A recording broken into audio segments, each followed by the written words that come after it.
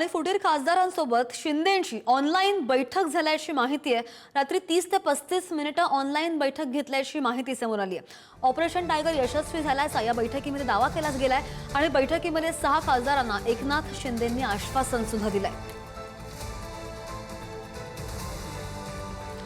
या संदर्भात आणखी जाणून घ्या आमचे प्रतिनिधी शिवाजी काळे आपल्या सोबत आहेत। शिवाजी, बरेच मुद्दे जाणून घेण्यासारखे आहेत, मात्र या बैठकीमध्ये नेमकं झालं काय, आश्वासन काय दिलं गेलं, काय संदेश दिला फुटीर खासदारांना शिंदेंनी? एक सगळ्यात महत्त्वाचा मुद्दा यामध्ये होता तो म्हणजे संजय दिना पाटील आणि ओमराजे निंबाळकर हे नाराज असल्याची माहिती समोर येत होती आणि त्यानंतर अनेक बातम्या आल्यानंतर पुन्हा एकदा शिवसेनेचे मुख्य नेते एकनाथ शिंदे यांनी 30 ते 35 मिनिटं या 6 खासदारांची रात्री बातचीत केली आहे। या बातचीत दरम्यान मी तुमच्या मागे डोंगराप्रमाणे म्हणजे चट्टानाप्रमाणे उभा आहे, तुम्ही कसलीही चिंता करू नका असं एकनाथ शिंदे यांनी आश्वासन दिलेलं आहे। सर्वांशी बातचीत केलेली आहे। या दरम्यान कशा पद्धतीने त्यांच्याशी संपर्क झाला, कोण कोणाशी संवाद साधत होतं हे सांगण्यात आलं।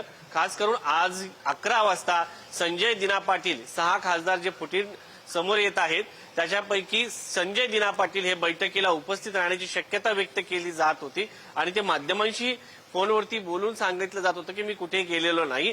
मात्र हे संजय दिना पाटील देखील आजच्या 11 वाजताच्या बैठकीला उपस्थित राहणार नाहीत, ते एकनाथ शिंदे यांच्या सोबत असणार आहेत।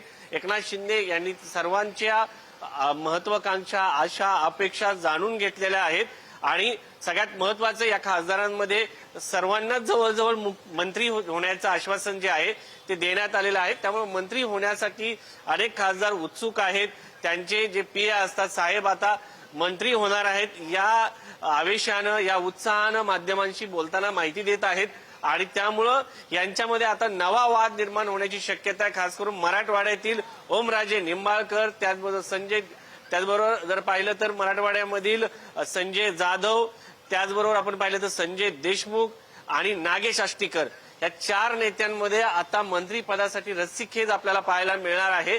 कारण या 4ही नेत्यांना मंत्रिपदाचं आश्वासन, मंत्रिपदाच्या आशा आहेत, त्याचा निर्णय अंतिम हा एकनाथ शिंदे घेतील। मात्र या सर्वांना मंत्रिपदाचं आश्वासन नसल्यामुळं हे तिकडे गेले का हा प्रश्न या निमित्ताने निश्चितपणे उपस्थित होऊ शकतो।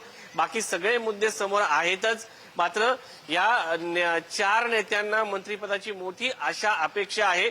यापैकी 3 मंत्री जे आहेत, 3 खासदार जे आहेत ते